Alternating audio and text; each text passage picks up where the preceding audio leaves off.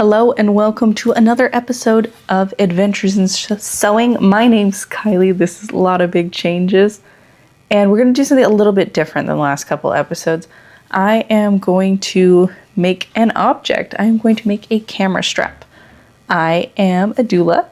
That is relevant, I promise, and I do take pictures. I take birth pictures. The last 3 that I have done, I've just kind of set my camera down. This camera, actually, the one I'm recording on right now. And not only is that bad practice, it also means I don't have it when I want it. So it's possible that I've missed good shots before. So what I'm going to do is take that fabric from that white dress. I'll maybe link that if it's even worth my time. This fabric right here. I'm going to take this pretty fabric and turn it into this. First things first, I've got quite a bit to do. I have printed off, these are backward, so they should come off correctly on screen, but I have printed off 2 of these. This is my logo. I'm Marana Mom Support. If you are in the Tucson, Arizona or Marana, Arizona area, and you know someone who's giving birth, are giving birth, or planning to get pregnant, hit me up. I'll have the website linked below. I have 2 of my labels printed out, or my logos, and these are on sublimation paper. I'm about to fire up the heat press. I'm going to go ahead and sew together 2 strips of fabric to make a 36 by 12. And then I will press that flat. I'm just going to use the heat press because my iron sucks.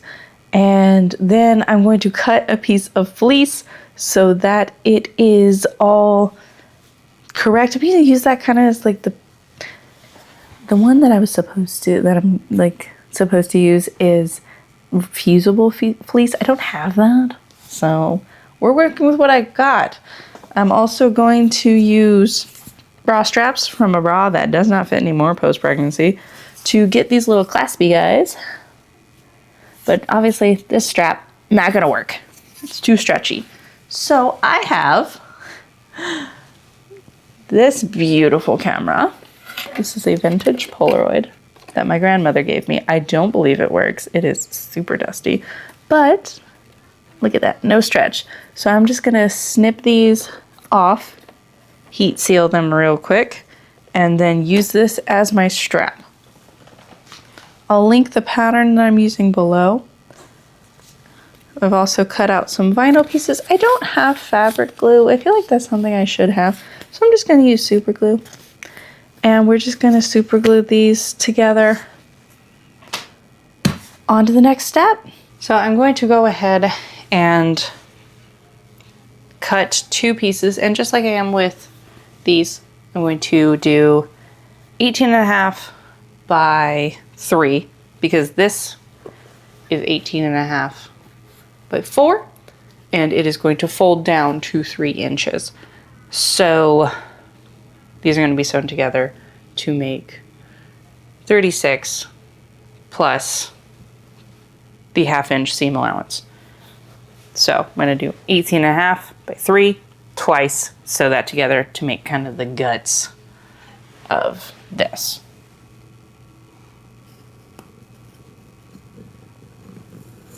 Hello. I don't know if you can see her. There's a cat under there.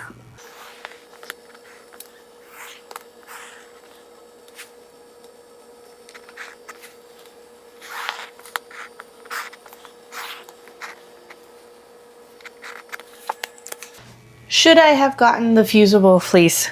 Yes. Am I going to? No. No, I am not. Because I'm trying to stash bust this year, not add stash. Voila. I have my fleece put together. Even though I measured it, it somehow ended up too short. I think I accidentally cut out one of the pieces, but it's fine.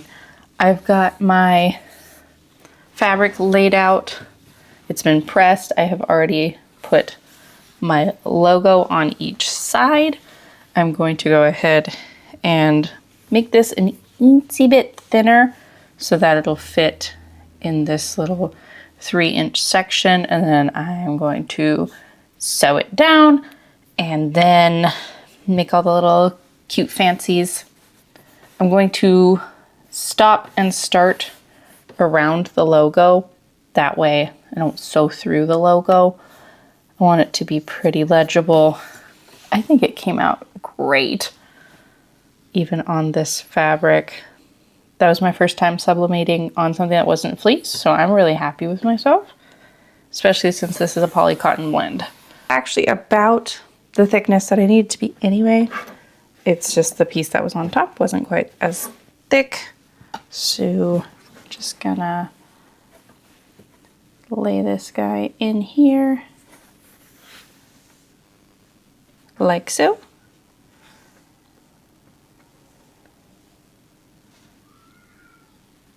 And it's actually about the right size. I've got a little bit of overhang on this side, which is weird, but that means that I can line it up so that the seams are in the same place. Ba-boom. Maybe it's this guy.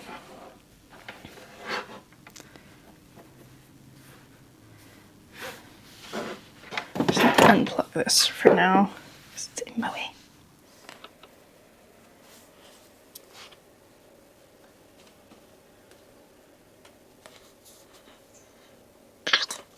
Fold this over on itself, try and make it as flat as possible on that line that I've already pressed.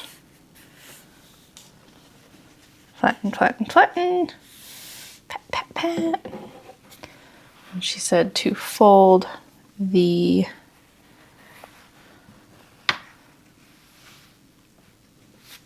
other part.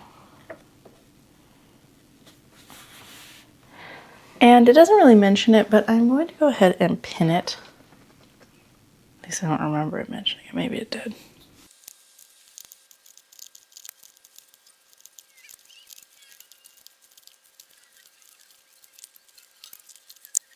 So I just pinned this all up, and I think I am just going to run through the logo design rather than worrying about starting and stopping, because that'll create weak points that I really don't want to have. So I'm just going to run along this edge and then do one on the other side and then the two in the middle, like she kind of recommended. I think it'll be really pretty. Didn't mean it to, but I have areolas. My strap done for the most part, like the actual strap part. And now I'm going to go ahead and snip off these guys. I thought I could just kind of unpick them. It looks like they're actually fastened in place with these little button things. So I'm going to have to snip them and then measure out 12 inches and then go ahead and heat seal both sides so that they don't fray on me. I cut that strap. I also cut these little guys, I guess. I'm a makeup YouTuber. I cut that little guy off of the bra. I'm going to cut the other one off. The pieces have been cut. I sealed them to the best of my ability. It didn't take it super duper well. I don't know if this is nylon or if it's, I assume it's a synthetic. But I did kind of run a lighter along them like I've seen on other people's videos. I'm just going to try and be really nice to them. This is a centimeter wide. So I'm going to do my widest zigzag stitch, which is 7 millimeters, and just try and encompass as much of this as possible. I'm going to go ahead and add this to the bottom, and then I'll do all the vinyl pieces. This is a dollar store makeup bag that I cut apart, that I bought a few days ago, and I cut apart this evening, and that'll be the ends of the straps. I ended up doing 2 sets of front and back stitches so that that thing is in there. That's what I'm working with. I don't know how well you can see it, but this is the shaped vinyl and then the square vinyl. This was her recommendation. So I'm going to go across, down, down, down, down. And then I think it's up, across, across, across. She wants it as one continuous thing. We'll see how that goes. I think that came out great. So I have both sides done. I'm just gonna go ahead and trim off the various ends, like the little bits of thread, make sure everything's secure, and then I will actually thread it onto the camera. I can't really show you it on the camera though, can I? Because this camera's filming me now. Boo! So I realized I can show you this way. There's strap. I got the fasteners on. It's a little thick. I wish I had made it a little thinner. Good to know for next time. It's also a bit long for my body. I don't know if I love the camera being so low on my belly. I don't have it as tight as it could be. I'm going to tighten it a little bit, but I'm really happy. Pretty good for the, you know, kind of on a whim. I just didn't want to spend the money. I spent $1 on this. Everything else I already had. So, pretty good. Thank you for joining me for the saga of the camera strap. I'm really happy with myself. I'm quite happy with how it turned out. Like, comment, subscribe if you're interested in watching me fumble my way through things and turn junk into stuff. I'm really excited to use this. I have a birth coming up any day now.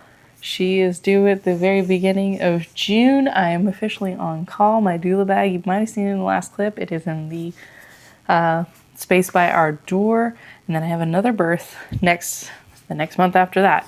So I'm really excited to use this. And thanks for joining me. Bye.